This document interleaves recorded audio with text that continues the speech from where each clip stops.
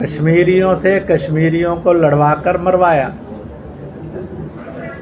कश्मीर को बर्बाद किया, कश्मीरियत को बदनाम किया। उस जख्म को भूलिए मत।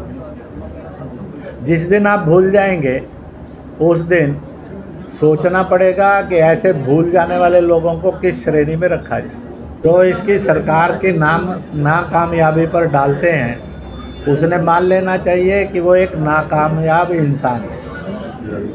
आप में से किसके घर के अंदर तकलीफ नहीं होती और बच्चा बिगड़ता नहीं? क्या आपको नाकामयाब बाप घोषित कर दिया जाए? तैयार हैं इस बात के लिए? तो फिर तो कामयाब बाप ही ढूंढना मुश्किल हो जाएगा।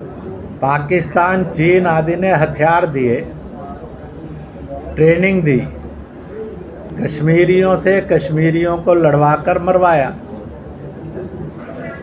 कश्मीर को बर्बाद किया, कश्मीरियत को बदनाम किया।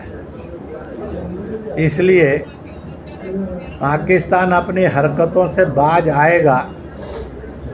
जिनको ये लगता है कि इतने कदम से भी आ जाएगा तो उनको बहुत बधाई है, परंतु देश में जनता को लगता है कि इससे भी और कठोर जाना होगा। इसी के साथ साथ दूसरी बात, बांग्लादेश, उन निर्दोष हिंदुओं ने क्या अपराध किया था जिनके वहाँ कत्ल हो रहे हैं? उन निर्दोष ईसाइयों ने, बौद्धों ने क्या गलती की थी जिनके कारण वो उजाड़े जा रहे हैं, लूटे जा रहे हैं, रेप हो रहा है? प्रश्न खड़ा होता है, इस देश के अंदर क्या फारूक अब्दुल्ला को बांग्लादेश नहीं जाकर आना चाहिए? क्या बर्क को नहीं जाना चाहिए? क्या उसको और गुलाम नबी आज़ाद को नहीं जाना चाहिए? क्या तेजस्वी को और लालू को नहीं जाना चाहिए? क्या खरगे को और राहुल को नहीं जाना चाहिए? क्या भगवंत मान को और केजरीवाल को नहीं जाना चाहिए? क्या अखिलेश को और सुमन को, राम जी सुमन को नहीं जाना चाहिए? मैं हिंदू और मुसलमानों से प्रश्न कर रहा हूँ कि व्हाट इज़ देयर ड्यूटी। और इसी तरह से तीसरी घटना है जो बहुत दर्दनाक है, वो है मुर्शिदाबाद। उनको लगता होगा कि वक़्फ़ के संशोधन उनको नहीं चलेंगे, वो धरना करें, प्रदर्शन करें, जलसा करें, जुलूस करें, पर जिन पर उन्होंने जुल्म किए हैं वो तो उनके रास्ते में नहीं आते थे। वो जुल्म क्यों किए, किस लिए किए?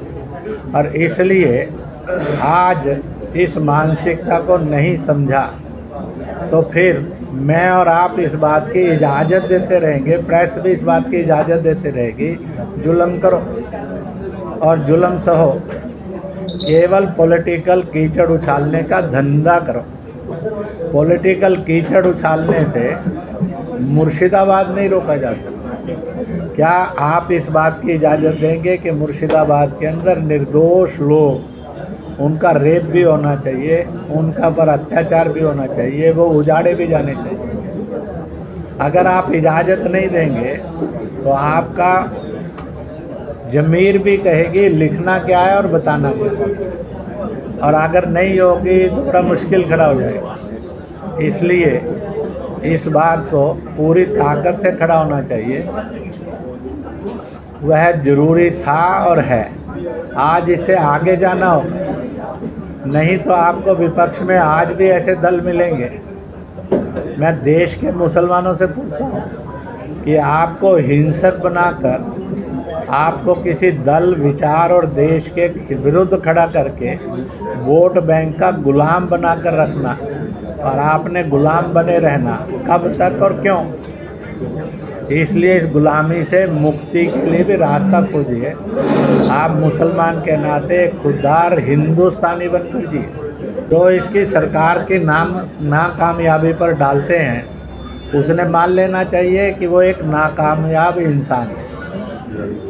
आप में से किसके घर के अंदर तकलीफ नहीं होती और बच्चा बिगड़ता नहीं? क्या आपको नाकामयाब बाप घोषित कर दिया जाए? तैयार हैं इस बात के लिए? तो फिर तो कामयाब बाप ही ढूंढना मुश्किल हो जाएगा। इसलिए इस बात को ध्यान में रखिए कि सवाल ही तो आपको काटेगा नहीं, सवाल ही तो आपका दर्द नहीं बन जाएगा, सवाल ही तो आपको भटकाने वाला नहीं बन जाएगा। इसलिए सरकार या सेना या प्रशासन की नाकामयाबी का प्रश्न यह एक ऐसा घातक शब्द है जो बर्बादी का इतिहास लिख देगा।